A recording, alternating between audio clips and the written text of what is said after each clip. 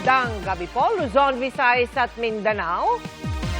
Sa Day 3 ng impeachment trial ni Vice President Sara Duterte, inusisa ng depensa ang credentials at kredibilidad ng NBI agent na nag-imbestiga sa video ng umano'y pagbabanta ng bise kay Pangulong Marcos. Sinubok ang kaalaman niya sa kaso maging ang accuracy ng sinabit niyang transcript ng online press con kung saan naganap ang umano'y pagbabanta. Ipinalabas din ng depensa ang bahagi ng online press con noong November 2024 kung saan nakita ang emosyonal na Chief of Staff ni Duterte na si Attorney Zuleika Lopez bilang konteksto raw ng mga salitang binitawan ng bise.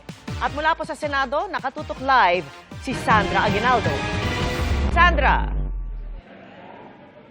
Mel, Emil, Vicky, Day 3 na nga po ng impeachment trial pero isang witness pa lang po ang naisasalang at dito po sa ginawang cross-examination ay sinubukang tibagin ng depensa ang kredibilidad ng witness ng prosecution.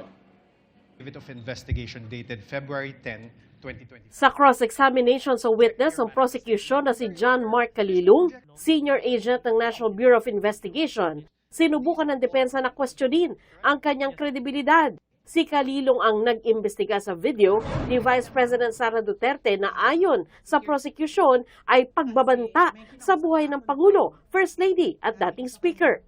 My question is, if you know, did the President file any criminal complaint against the Vice President? I have no personal knowledge, sir. Did the First Lady Lisa Araneta Marcos file any criminal complaint against VP Sara? I have no personal knowledge. How about the Speaker, Martin Romualdez? Did he file any criminal complaint against VP Sara as a result of the November 23, 2024 online press conference? I have no personal knowledge. Did you really investigate this case? Oh, Your Honor, argumentative, Your Honor, please. Did you- Sa pagtatanong ng depensa, sinabi rin ni Calilong na hindi kinuna ng NBI ng affidavit ang Pangulo at ang iba pang kasama niyang sinasabing pinagbantaan. Ilang personalidad lang daw ang nakuna nila ng affidavit dahil mga pangalan nila ang nakita sa video. Nagtanong si Senator Judge Alan Peter Cayetano sa witness. In your reports, did you characterize it as a conditional threat? Kasi kung hindi naman siya pinatay, the logical implication is that there's no threat against the...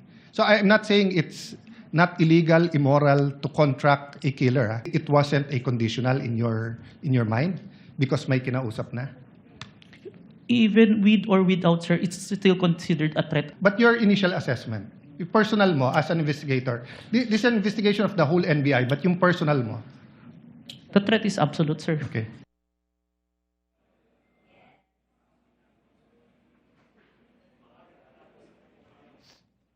Ilan pa sa kinuwestiyon ng depensa ang umunoy hindi tugmang transcript ng video mula sa NBI. Gate ni Calilong, tama ang transcript.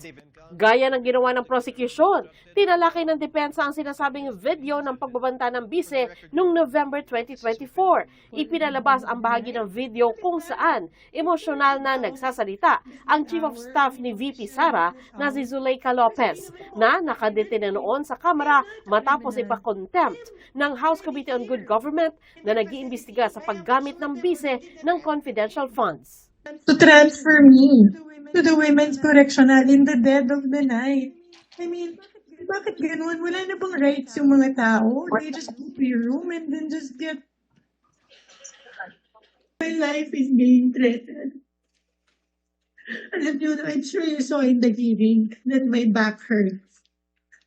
I cannot parang lift everything. I cannot. But dahil natakot ako, I feared for my life.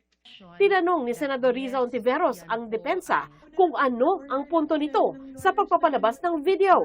Sinasabi po ba ng depensa na yung mga alleged threats o alleged incitements ni VP Duterte ay prompted nung detention ni Attorney Lopez? Yes, Your Honor. There was a systematic oppression made by the House of Representatives, even if she was answering the questions faithfully and to the best of her ability, she was cited in contempt, detained. Her lawyer was not allowed her lawyer was not allowed to be with her when they were trying to detain her in the women's correctional facility, Your Honor. So, Mr. Presiding Officer, Counsel for the Defense, position po ba ng depensa na pwedeng palampasin ng alleged grave threats kung may masasabing lehitimong dahilan para magbanta? Your Honor, that is not the point. Nagpaalala naman si Escudero. I would like to remind the senator judges to be cautious in making counsels for either party make conclusions of law and fact instead of presenting evidence through a witness they will present or through direct, cross, redirect, or recross. Because if he answers Senator Judge Ontiveros, that would effectively place on record a conclusion of fact and law, not drawn from a witness, which they can very well do so during their closing remarks. Pinresenta rin ng depensa ang ilang dokumento na nagpapakita sa ilang komunikasyon ng DOJ sa NBI kaugnay sa investigasyon ng kaso. Kaya hirit ng depensa. The NBI investigated and filed the complaint. The DOJ directed the investigation and will determine whether the case should proceed to court. And the alleged offended party, President Marcos, is the constitutional head of the executive branch, exercising control over both the DOJ and the NBI. I withdraw, Your Honor. I withdraw. I withdraw, Your Honor. The ground is, I withdraw. Your Honor. It's even more compound question, asking several Withdraw, subject Your Honor. matters. Withdraw. Kung kahapon panay object ng depensa, ngayon panay object din ng prosecution. The NBI, of course, you're from the NBI, is under the Department of Justice. Yes, sir. Your Honor, we can take judicial notice of that.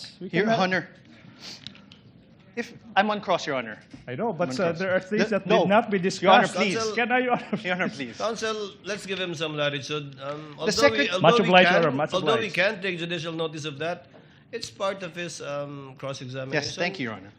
The Secretary of Justice is meanwhile the head of the DOJ, correct? Yes, sir. The Secretary of Justice exercises control and supervision over the NBI. Yes, but even No, without... no more questions. The witness Yes is or no, answering. Mr. Witness, if you know.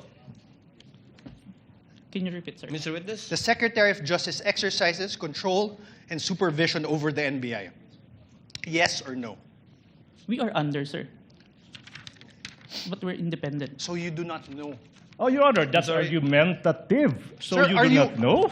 You claimed in your affidavit, sir, that affidavit of investigation, that the NBI began its investigation into the VP's remarks because it was directed by the DOJ to do so. Motu proprio and directed, sir. Okay. Do you understand what you just said, sir? Oh, Yes, sir. Oh. Can I I'm object to asking, that, sir. Your Honor, please? I'm asking, sir, it argumentative. makes sense, Your Honor. Argumentative, counsel. Move on. Mutu proprio, sir, means... Oh, no, objection. You cannot lecture, counsel. This is Sir, what does cross-examination. you mentioned mutu proprio. What does it mean? Even without a complainant, we started the investigation, sir. Are you sure, sir? Oh, argumentative. Are you I sure, get- sir? Kaya kinailangang mag-referee minsan ng presiding officer. Counsel, again, the witness is not a newbie. I think he can handle himself and would know how to answer if indeed he is familiar or not with what is being presented to him. And thus far, he has responded based on his knowledge of these documents. Chair will allow it.